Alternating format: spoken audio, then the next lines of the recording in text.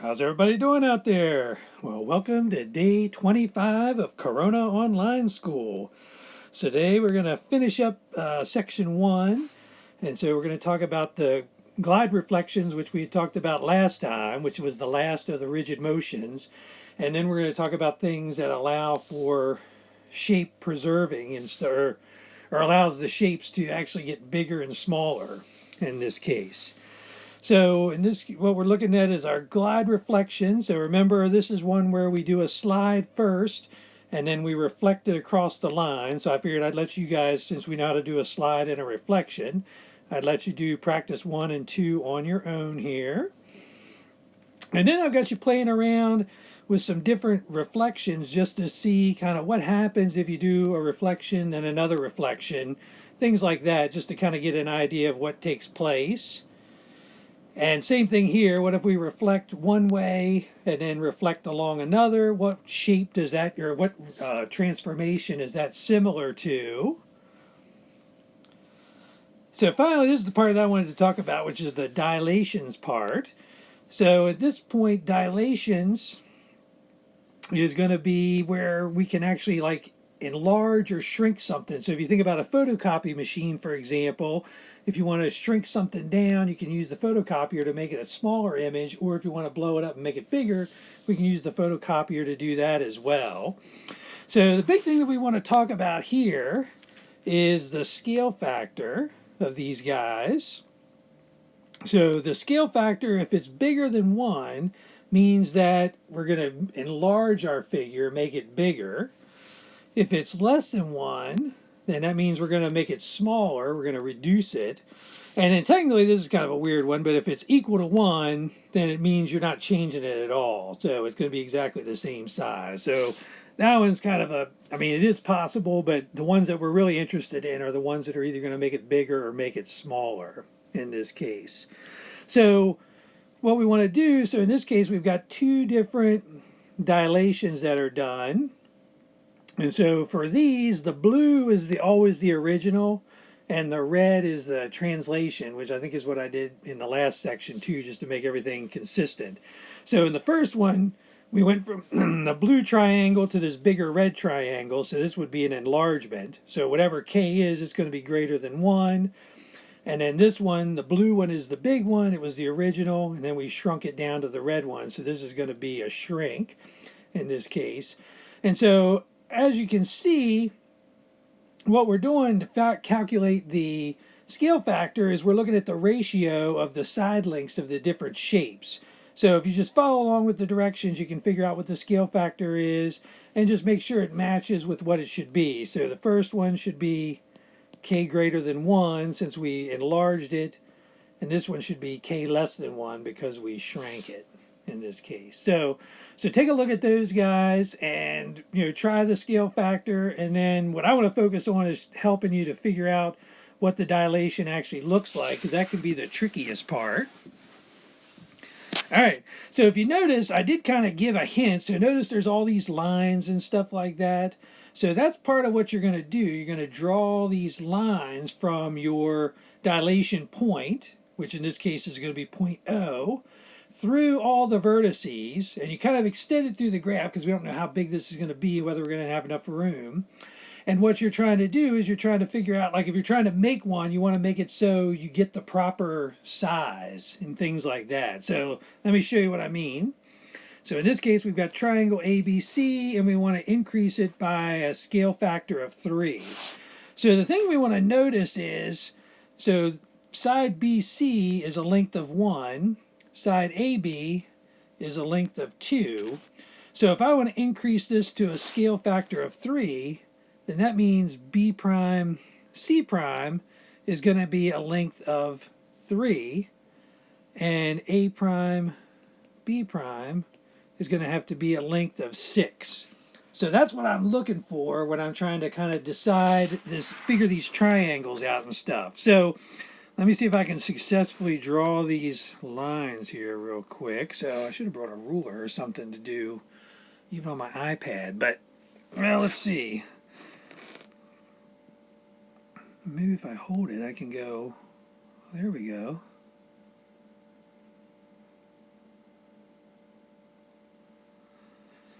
Oh, this could be bad. I don't have this lined up. This could be hard to do with the picture I've drawn myself here. So we'll see. Because none of these seem to be lining up on dots, which is a bad. Let's see, that should be on that dot. Maybe this should be on those dots.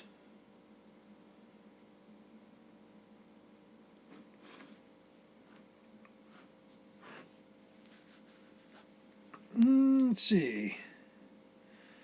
Those are on those dots. All right. So what I'm looking for, so I'm going to try to find BC, because typically if you just find one side, then you can form the other sides from that one side. So in this case, what I want is this side, this length here, to be a length of 3. So what I'm looking for is I want to go on this dot. So like, for example, if I draw from there to there, that's a length of 2. So that's no good. That one's not going to work. And so here we've got 1, 2, 3, a little bit too much. So yeah, so I didn't draw a very good picture for myself. So I'll have to fix that for next time. Oops, now I've lost the, oh geez. Hold on, let me draw the lines again since I've messed them up.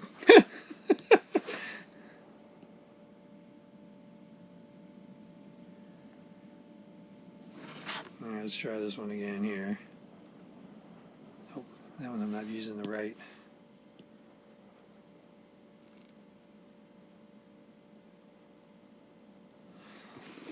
All right, let's see. See if I drew it makes it any difference. So 1, 2, there we go. So that makes it a little bit better actually. So I'm glad I messed it up. So in this case, if I draw this line, so that gives me a distance of 1, 2, 3. So that's going to be my C prime. That's going to be my B prime. And then what I need to do is go out, because I know I want the bottom one to be 6, so I need to go out 6. Technically, I should hit the line, but it looks like it should hit that point there, but I didn't draw the line correct. So let me delete that line too, so that way I can try to fix it. Oops.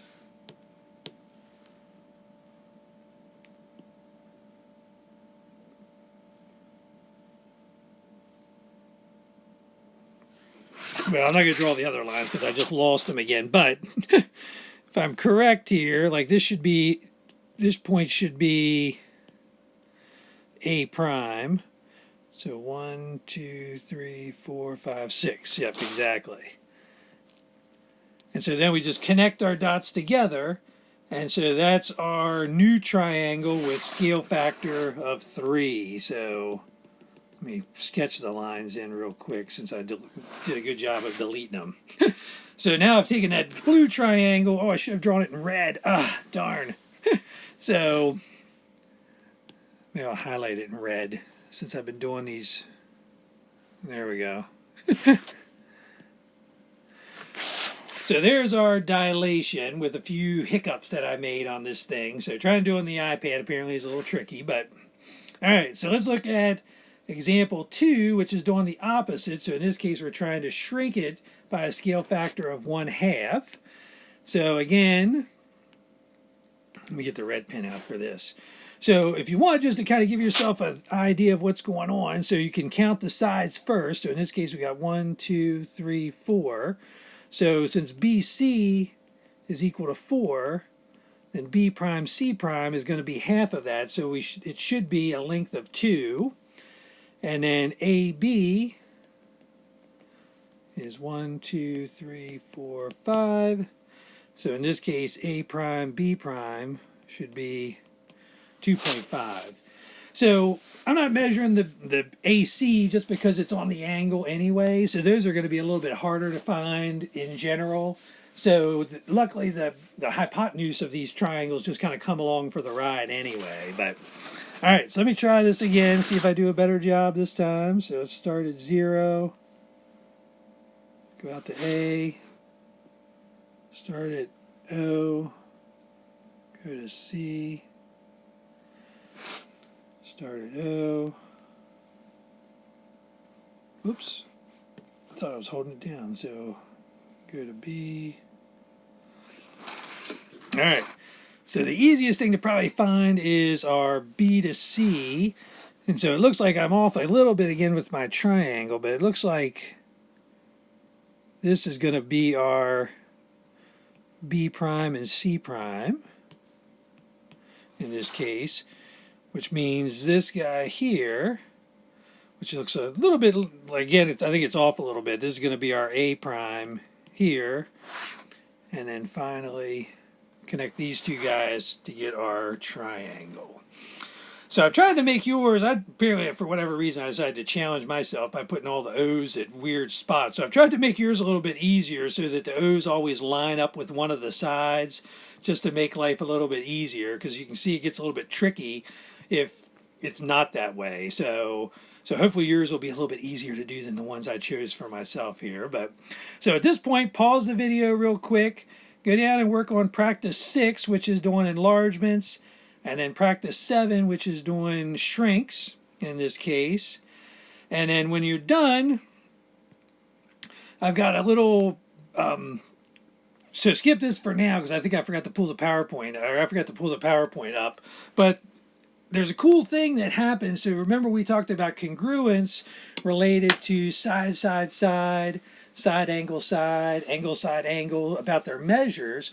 Well, it turns out that you can actually talk about congruence related to rigid motions as well.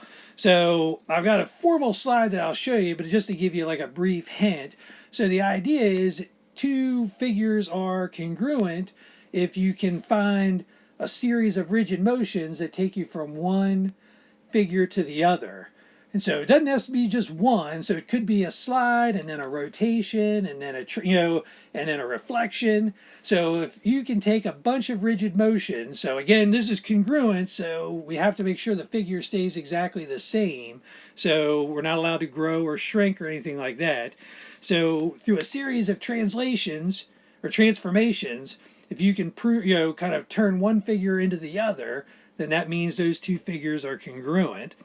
And similarly, we had these rules: angle, angle, side angle, side angle, side, and side, side, side.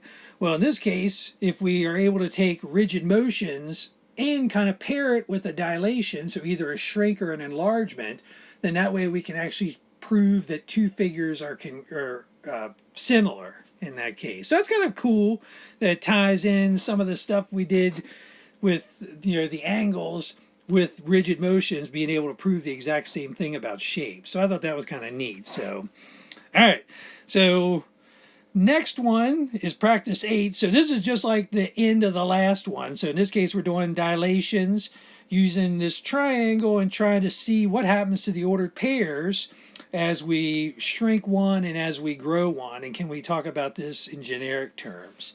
So I think that's it for this. Yep, so that's all for 11.1. So that'll finish up this first section for us. So I'll be around the computer all day, so if you have any questions or anything like that, just let me know. Otherwise, good luck.